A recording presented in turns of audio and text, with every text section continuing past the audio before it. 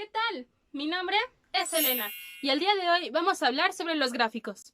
Un gráfico es una representación gráfica de ciertos valores que nos permiten hacer una comprobación comparativa de manera visual, facilitando su análisis y su comprendimiento. Las características de un gráfico son que debe explicar visualmente los datos de mejor manera que los datos en sí mismos. Esto significa que al momento de que nosotros visualizamos una imagen o un dibujo de los datos, es mucho más fácil asimilarlos y entenderlos. Debe de ser autoexplicativo, lo que significa que debe ser simple y que no necesita de otros datos o información para que se pueda entender. Debe de indicar las unidades en las que están expresados los valores. De esta manera es mucho más fácil saber de qué tipos de valores se están hablando.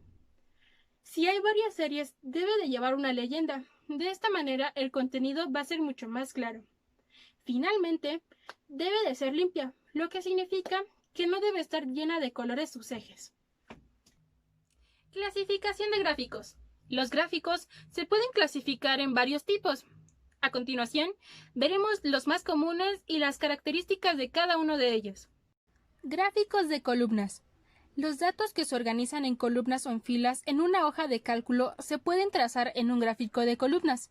En este tipo de gráfico muestran normalmente categorías a lo largo del eje horizontal y valores a lo largo del eje vertical, como se muestra en este gráfico. Los tipos de gráficos de columnas son columnas agrupadas, columnas apiladas y columnas 100% apiladas. Gráficos de líneas.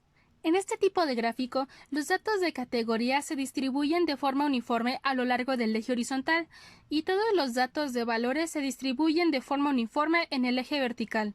Los gráficos lineales muestran datos continuos con el tiempo en un eje de escala regular. Los tipos de gráficos de líneas son líneas con marcadores, línea apilada y línea 100% apilada. Gráficos circulares y de anillos.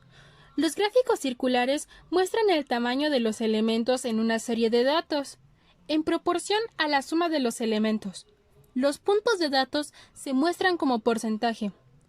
En los gráficos de anillos, cada uno es una serie de datos. Gráficos de barras. Muestra las comparaciones entre elementos individuales. Las categorías se organizan típicamente a lo largo del eje vertical y los valores a lo largo del eje horizontal. Se debe utilizar cuando las etiquetas del eje son largas y los valores que muestran son duraciones. Los tipos de gráficas de barras son barras agrupadas, barras apiladas y barras 100% apiladas. Gráficas de área. Los gráficos de área pueden usarse para trazar el cambio con el tiempo y para llamar la atención en el valor total de una tendencia. Al mostrar la suma de los valores trazados, un gráfico de área también muestra la relación de las partes con un todo. Los tipos de gráficos de área son áreas apiladas y áreas 100% apiladas. Finalmente, los gráficos de dispersión. Tienen dos ejes de valores, eje horizontal X y eje vertical Y. Combina estos valores en punto de datos únicos y los muestra en intervalos irregulares o agrupaciones. Este tipo de gráfico se usa por lo general para mostrar y comparar valores numéricos, como datos científicos, estadísticos y de ingeniería. Se debe utilizar cuando desea cambiar la escala del eje horizontal, los espacios entre los valores del eje horizontal no son uniformes y hay muchos puntos de datos en el eje horizontal. Los tipos de gráficos de dispersión son dispersión con líneas suavizadas y marcadores y dispersión con líneas rectas y marcadores. Y bueno, eso es todo por nuestro tema de los gráficos. Espero este video te haya gustado y te haya servido. ¡Hasta la próxima!